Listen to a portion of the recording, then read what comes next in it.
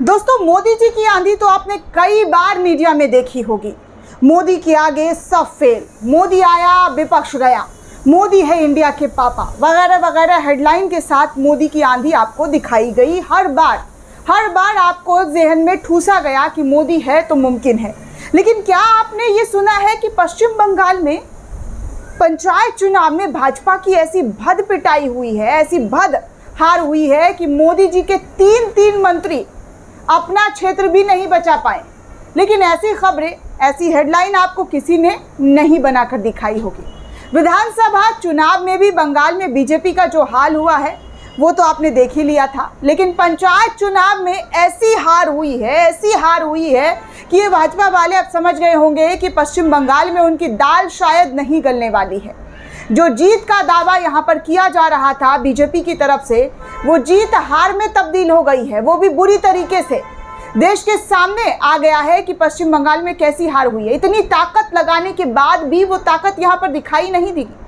अब आपको समझाने की कोशिश करती हूँ दोस्तों कि रोल ऑफ मीडिया क्या है हमारे देश में। यूपी में निकाय चुनाव हुआ था, बीजेपी जीती तो बाबा का बुलडोजर काम आया, धूम मचा दिया गया, गर्दा उड़ा दिया गया। लेकिन बंगाल की जीत पर तमाम मीडिया सन्नाटे में है।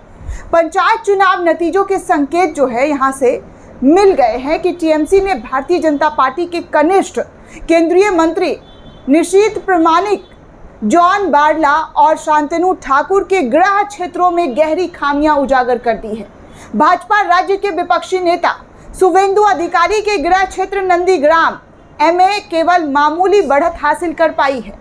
चुनाव आयोग के आंकड़े देख तृणमूल कांग्रेस ने जिला परिषद की कुल 928 सीटों में से 880 अपने नाम कर ली है। दोस्तों, बीजेपी ने मात्र 31 सीट यहां से जीत हासिल की है। अब आप समझिए कि क्या आंकड़े हैं, क्या खेल है। कांग्रेस और वाम गठबंधन ने तो सिर्फ 15 सीटें जीती और बाकी 2 सीट अन्य उम्मीदवारों ने जीती है। एसईसी के अनुसार तृणमूल कांग्रेस ने 63,229 ग्राम पंचायत सीट में से 35,000 से अधिक पर जीत हासिल कर ली है। बारला के गृह क्षेत्र लखीपारा चाय बागान क्षेत्र में भाजपा हार गई है। दोस्तों, पार्टी सभी पंचायत ग्राम चुनाव की सीटें जो है बुरी तरीके से हारी। हालांकि बारला ने दावा किया कि स्ट्रांग रूम में जो है मतपेटियां बदल दी गई है। बारला का निर्वाचन क्षेत्र अलीपुर है। 2019 के लोकसभा चुनाव के बाद से भाजपा का ये गढ़ रहा है, वो गढ़ भी हार गई है बीजेपी। भाजपा ठाकुर नाव के मटुआ बेल्ट में भी हार गई है, जो बोगांव सांसद और कनिष्ठ केंद्रीय मंत्री शांतनु ठाकुर का क्षेत्र आता है। शांतनु और उनके भाई सुब्रतु ठाकुर भाजपा के गायघाट विधायक गायघाट ब्लॉक के इच्छापुर ग्राम पंचायत में रहते हैं और वो सीट भी वो हार गए। इच्छापुर में टीएमसी उम्मीदवार रीता मंडल अपनी पकड़ बनाए रखने में कामयाब रही। बोगांव उपमंडल में टीएमसी ने 34 पंचायतें जीती, जबकि भाजपा को 4 पंचायतें भी यहां से नहीं मिल पाई है।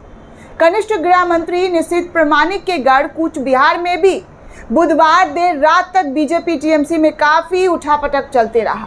उठापटक इन द सेंस कि कभी बीजेपी आगे हो रही थी तो कभी टीएमसी आगे चल रही थी। लेकिन बाद में पता चला कि 2507 ग्राम पंचायत की टीएमसी ने 1863 सीटें हासिल की है। बीजेपी 615 सीटों पर ही सिमट गई। 283 पंचायत समिति सीटों में भी टीएमसी ने 301 सीटें हासिल की है, जबकि बीजेपी 81 पर ही अपना कब्जा बरकरार रख पाई, सिमट गई। इतनी बड़ी मार्जिन से हार हुई है। 34 जिला पार्षदों में से 32 टीएमसी के पास गई, जबकि बीजेपी को केवल 2 सीटें यहां से मिली है।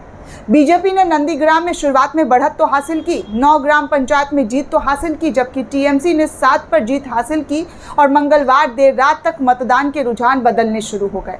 नंदीग्राम में टीएमसी ने 30 में से 15 पंचायत समितियों पर कब्जा कर लिया, जबकि बीजेपी ने यहां पर मात्र 14 सीटें हासिल की है। हालांकि नंदीग्राम में अधिकारी ने 7 पंचायत समितियों में टीएमसी को रोक दिया, जबकि बीजेपी ने 14 सीटें अपनी जीत हासिल की है। टीएमसी ने नंदीग्राम में भी 3 जिला परिषद पर कब्जा कर लिया है। नंदीग्राम में बीजेपी ने 2 जिला परिषद जीती है, जबकि टीएमसी को यहां से 1 सीट मिली है।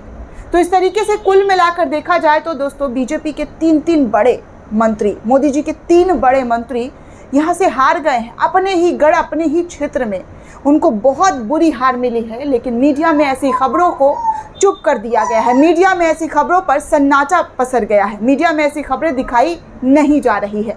दोस्तों, इस पूरे रिपोर्ट को लेकर आप क्या सोचते हैं, आपकी क्या प्रतिक्रिया, हमें कमेंट करके ज़रूर बताइएगा। साथ ही साथ चैनल को सब्सक्राइब करना बिल्कुल भी ना भूलें।